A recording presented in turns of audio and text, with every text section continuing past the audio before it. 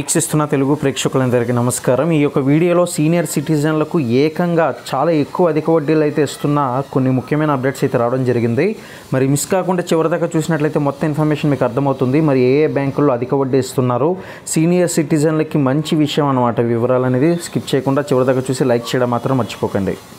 ఇక్కడ మనం గమనించినట్లయితే ఫిక్స్డ్ డిపాజిట్లు చేసే వారికి అయితే బ్యాంకులు వరుస షాక్లు అయితే ఇస్తూ ఉన్నాయి. ఎప్పటికప్పుడు మనకి సరైన రీతిలో ఫిక్స్డ్ డిపాజిట్ రేట్లు అనేది తగ్గిస్తూ వస్తున్నాయి. మరి కొన్నిసార్లు రిజర్వ్ బ్యాంక్ ఆఫ్ ఇండియా మరి వరుసగా రెపో రేటు తగ్గించిన క్రమంలో బ్యాంకులు సైతం వడ్డీ రేట్లు అయితే తగ్గిస్తున్నాయి.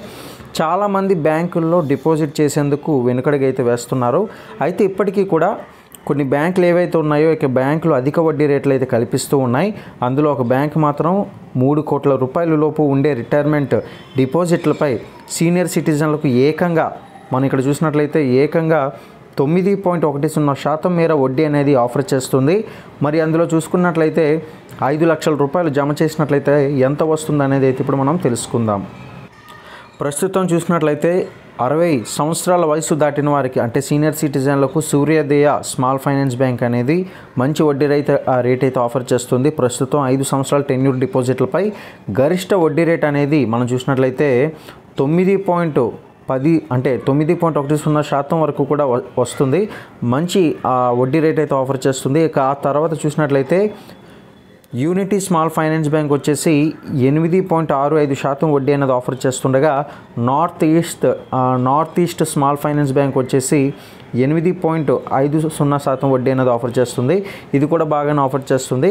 ఇక అదేవిధంగా ఉత్కర్ష్ స్మాల్ ఫైనాన్స్ బ్యాంక్ వచ్చేసి 8.25% మేర వడ్డీ అనేది ఆఫర్ చేస్తుంది. జన స్మాల్ ఫైనాన్స్ బ్యాంక్ వచ్చేసి 5 సంవత్సరాల డిపాజిట్లపై 8.20% అనేది ఆఫర్ చేస్తుంది. ఇది కూడా బాగానే ఉంది. అదే సవరించిన వడ్డీ రేట్లు చూసినట్లయితే మే 21, 2025కి అమల్లోకి అయితే వచ్చాయి. ఇది మీరు గమనించాలి. ఒకవేళ మీరు కనుక 5 లక్షల రూపాయలు ఈ యొక్క ఖాతాలో జమ చేసినట్లయితే 9.10% లెక్కన మనం క్యాలిక్యులేట్ చేసినట్లయితే 5 లక్షల రూపాయలకి మనకి వడ్డీ అనేది కేవలం వడ్డీ అనేది చెప్తున్నానండి 2,24,500 రూపాయల వరకు వస్తుంది. అంటే మెచ్యూరిటీ తర్వాత అసలు ప్లస్ వడ్డీ కలిపితే కనుక 7,24,500 రూపాయలు అయితే అందుతాయన్నమాట. మరి నిజంగా ఇది ఒక మంచి విషయమే. సీనియర్ సిటిజన్లకి మాత్రం చాలా వరకు కూడా మంచి ఆఫర్ అనేది వస్తుంది. వడ్డీ రేట్లతో పాటు బ్యాంకులు విధించే ఇతర ఛార్జీల గురించి కూడా మనం తెలుసుకోవాలి. లేదంటే నష్టపోవాల్సి వస్తుంది. బ్యాంకులు కొన్ని అదనపు ఛార్జీలు కూడా విధిస్తూ ఉంటాయి. మరి ప్రీమెచ్యూర్ చేసుకుంటే కనుక వడ్డీ రేటుతో మరి రేటులో కోత పడుతూ ఉంటాయన్నమాట. బ్యాంకులో డిపాజిట్ చేసే సమయంలో అన్ని వివరాలు కూడా తెలుసుకొని డబ్బులు అనేది జమ చేస్తే మంచిది.